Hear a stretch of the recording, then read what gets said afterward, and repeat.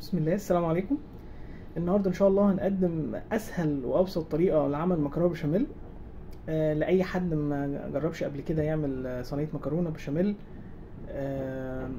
النهارده هنقدم طريقه بخطوه خطوه بالتفصيل، وبمقادير بسيطه جدا في اقل من ساعه ازاي تعمل صينيه مكرونه بشاميل ويبقى الطعم تحفه ان شاء الله.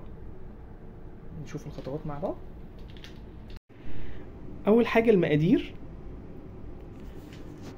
لحمة حوالي ربع كيلو، بصلة متوسطة، صلصة هنحتاج من معلقتين لثلاثة كبار، معلقتين زيت، مكرونة. احنا هنعمل على ربع الكيلو اللحمة هنعمل نص كيس مكرونة 400 جرام. التوابل: ملح معلقة صغيرة ممسوحة، وفلفل برضو معلقة صغيرة، وقرفة، 3 فصوص توم مبشورين، جبنة موتزاريلا، وخلطة بشاميل بتبقى جاهزة من أي سوبر ماركت، لبن. أول حاجة هنحط الزيت، حوالي معلقتين زيت، بعديها البصلة الوسط ونقلبهم.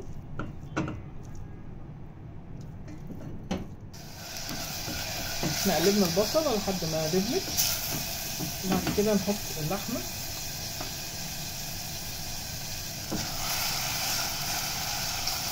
ونفتتها كويس ونقلبها مع البصلة لحد ما اللون بتاعها يتغير. هنشوف اللون المطلوب ايه دلوقتي. هو ده اللون المطلوب. بعد تقليب على النار المتوسطة حوالي 5 دقايق خلاص كده تمام. نحط بقى الصلصة،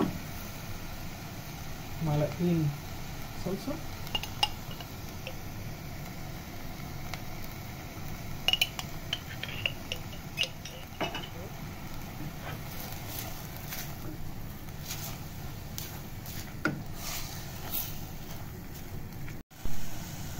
والتوابل: الملح والفلفل والقرفة والثوم.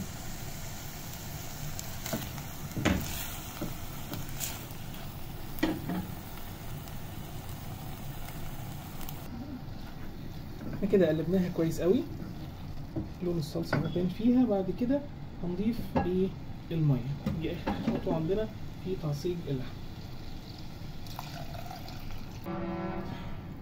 وهنسيبها على نار هادية ونروح بقى كده نسلق المكرونة.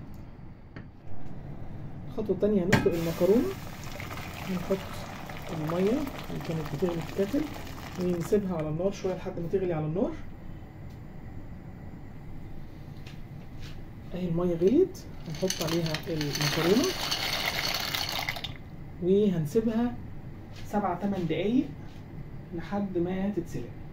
في الوقت ده هنروح نجهز خلطة البشاميل. خلطة البشاميل هنحط اللبن،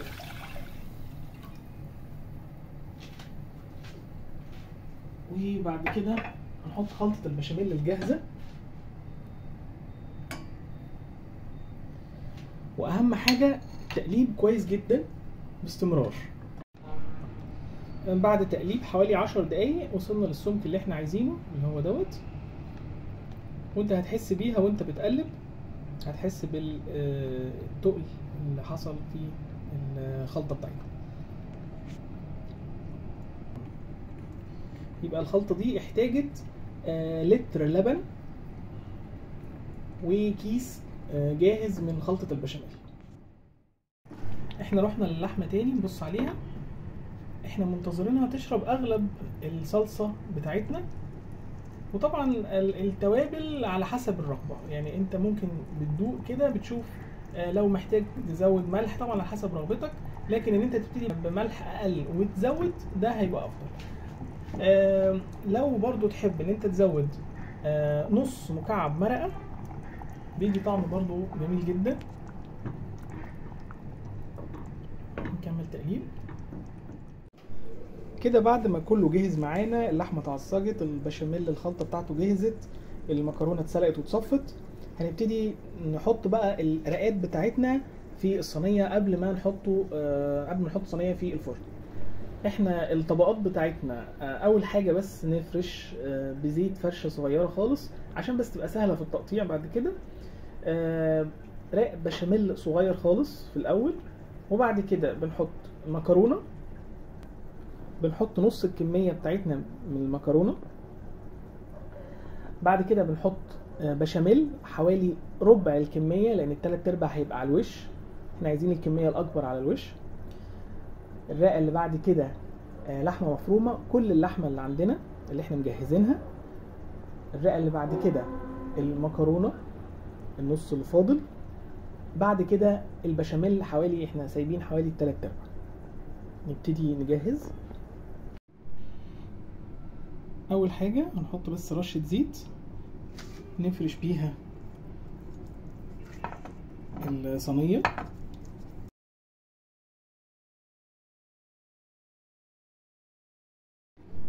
بعد كده نحط بشاميل، كميه قليله من البشاميل في الاول، برضو بنمشيها على باقي الصينيه.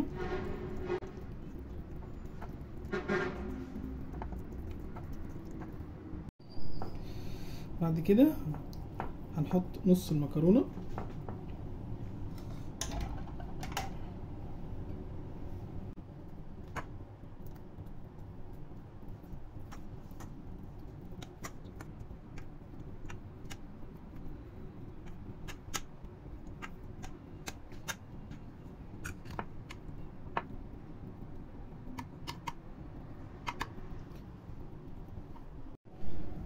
بعد كده هنحط طبقة من البشاميل حوالي ربع الكمية اللي عندنا، احنا عاوزين اغلب البشاميل اللي تتساب للاخر.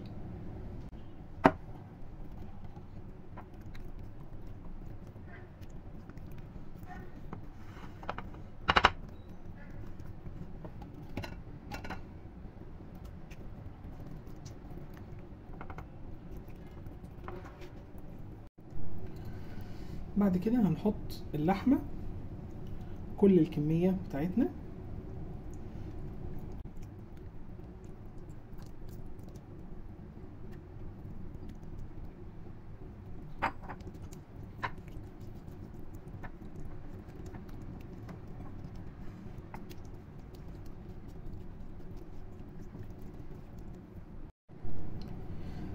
بعد كده هنحط بقية كمية المكرونة.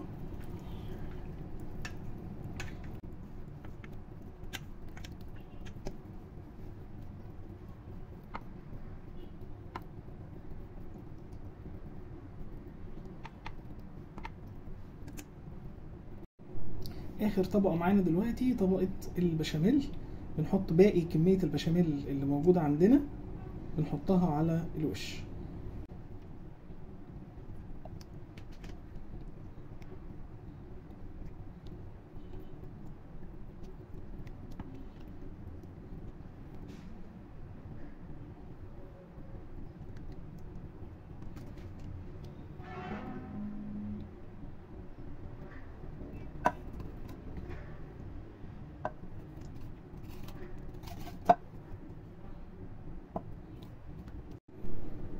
اخر خطوة بعد ما خلصنا البشاميل بتاعنا نحط على الوش الجبنة الموتزاريلا.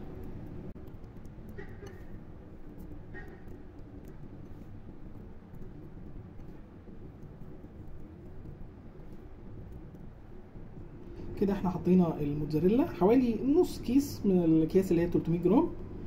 هنحطها بقى في الفرن. هنحط البايركس بتاعنا في الفرن لمدة 10 دقايق، وبعد كده نشغل الشواية. احنا كده سيبناها في الفرن لمدة 10 دقايق على درجة حرارة 200. بعد كده هنبتدي نشغل الشواية ونطفي الفرن.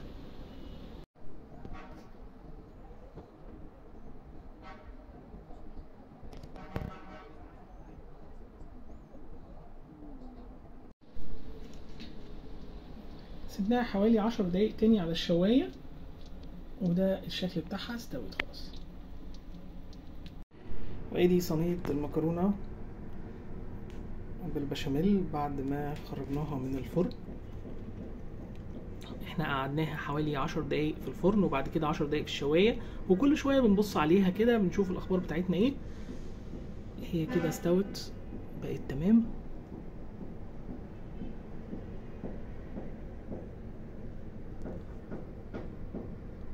الف هنا.